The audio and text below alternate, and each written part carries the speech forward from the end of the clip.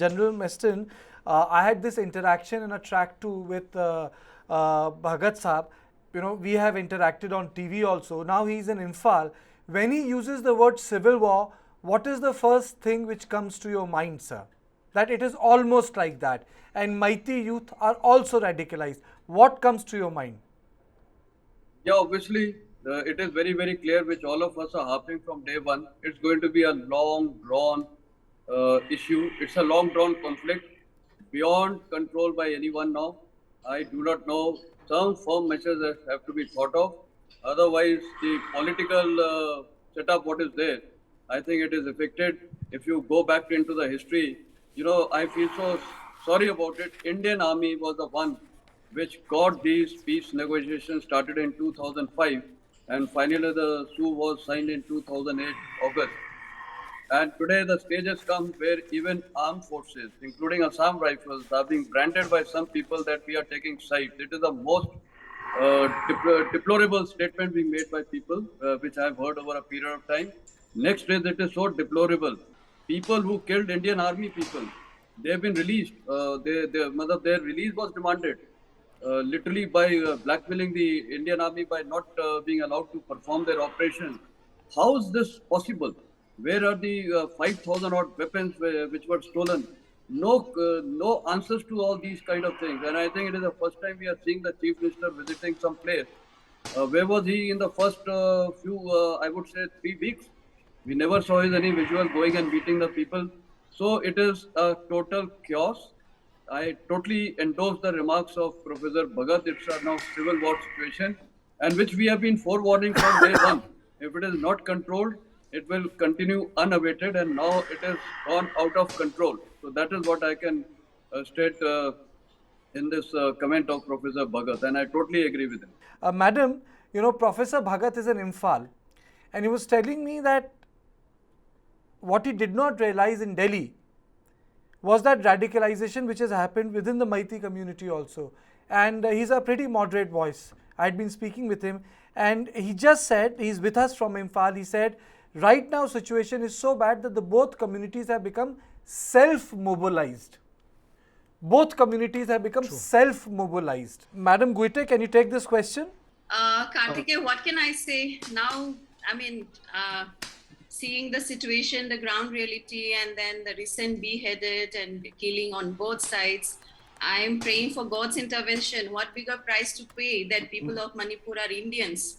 There are no intervention on the part of the central government. The Prime Minister is still silent, and I do agree with Professor Bhagat saying that it's a civil war going on. Yes, it's a civil war going on, and nobody actually understanding the situation. And then the head of the state is still continuing to be the head of the state, and the world knows what is the law and order situation in the state, but no concrete action is coming up. And then like the people of Manipur are led either to sink or sail with the whatever going on of the violence. So it's really, really heart-wrenching and painful to see that it's been 2 months now and it's still going on. And if you see the recent interview of the Chief Minister Biren Singh with NDTV, he is saying that the Home Minister Amit Shah ji has come to stabilize the situation. Modi has sanctioned 100 crores for rehabilitation. The Sambit Patra was there for 20 days. There were 40,000 security personnel provided. Essential commodities are available and there is no scarcities. All stakeholders are working together to normalize the situation. And he has a problem with burning of the effigies of the Prime Minister. And he said he doesn't care whether his effigy is burnt or not, but he says that government has completed 6 years and we have done everything for the people in all the development areas. And he was narrating that what triggers him to go for his resignation. Madam Guite, Biren Singh is sounding pretty conciliatory. Yes, he is sounding conciliatory, but his action speaks otherwise. He I mean, when it comes to visiting the, victims of the rights or whatever we call it now, the civil right or the ethnic cleansing, I mean, his action reflects indirectly that he represents only the majoritarian community, and he has no concern about the rest. I mean, at this juncture, he's sounding very reconciliatory. I mean, when things are going so, in a very deep-seated hatred and things is not, coming out in a very peaceful way. So at this juncture, after engineering the ongoing clashes, killings, I really don't understand. But the point is now, to me, it doesn't matter anymore whether he's reconciliatory or he is in a, trying to shift the blame to either to the people how it started. He doesn't know. How is it possible that he is the head of the state, and how come he doesn't know? How can he act so innocent about what is all going on? So what matter most now is how can one bring out a long lasting peaceful solution. One can be a temporary solution, and then the second can be a permanent solution to it. So he talks about the public confidence which they have in him, and he said he cannot give a separate administration. The territorial integrity of the state will not break. And I mean, to me, if you are the head of the state, you should take a moral responsibility of what is going on. You should rise above your biases, which you have towards the ethnic communities and diversity which is in Manipur. And you should create an entire new atmosphere in the state so that peace and justice can come in. But him heading the state, I think that new entire atmosphere of, trust cannot come.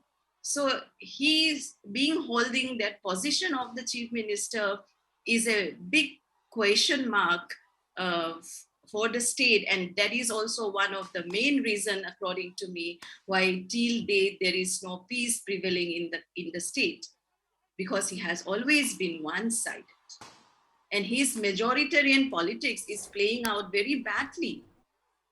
And all this, the resignation, which I feel is he is trying to neutralize any attempt by New Delhi to help him to account for the complete breakdown of law and order in the state for over 2 months now, and also to dismiss him and impose president's rule in the state. And secondly, to send out a very strong political signal to his rivals and to the center that he continues to enjoy widespread popular support among the Métis in the valley areas. And thirdly, I would say this is to trump Rahul Gandhi's message of empathy, love, and care. What else? You must have heard Biren Singh. Sure. Yeah, Sure. And Biren Singh said that he changed his mind to resign because he felt that he's being supported by a large number of people. All right. Is it a correct statement to make? Would you please repeat the question? I was, yeah. He made a statement that Yes. he's being supported by a large number of people. You must have seen the drama Yes, outside his yes, home. yes. Do you agree with that? That he has large support in Manipur? I think you have answered your own question by using the word drama. I think that itself is I think that itself is the answer to your question. In fact, it was a drama, and everybody says, and it is very much clear about that, because there are also a large section of people within the Métis communities who is against him. But also, definitely, there are also some people who must have supported him, and we also are some of the Métis Mera Paibis leaders, two ladies, they have said that he is our leader. He cannot be removed now. He cannot resign now. So a leader who has brought shelter for us. So this is something that would sound like he is truly a leader of the Métis. I would not say he's a people's CM, but he is the Meitei CM. Nevertheless, there is also a lot of riots and violence even among themselves who have disliked his chief ministership because of he being unable to control the violence. And in fact, he himself is the one who had started this violence. This is why I do not believe. That's an accusation. Yes, yes. Sure. So, whenever a person rules, there will always be someone who is in favor of him and who will be against him. That is right. But at this moment, when he is putting up his own resignation, how can he be stopped by the public? So it's a drama. If it is a true resignation, then nobody can stop him. Nobody can stop him. And the central government, looking at his disqualification of being unable to control the violence, I don't think that he should be just avoided just because of a voice of a few group of people. Reverend, do you think that just change of chief minister will change anything on ground? Let me be the devil's advocate here. Yes. Let me be the devil's advocate. I cannot assure that changing of the chief minister, I cannot assure that it will bring anything better or worse, but it is a high time for him to step down, because I'm not saying that if he steps down, things will get worse or better, but it is he himself who had started this violence. And if you would ask me a question on this, I can have a lot of proofs. But since you are not asking me to this question, I will not bring that. But he is the one who had started this. Would you? That's an accusation. It's not just not an accusation. There are a lot of proofs. So, for example, you happen to be the chief minister, or you. We can say that it happened under his nose.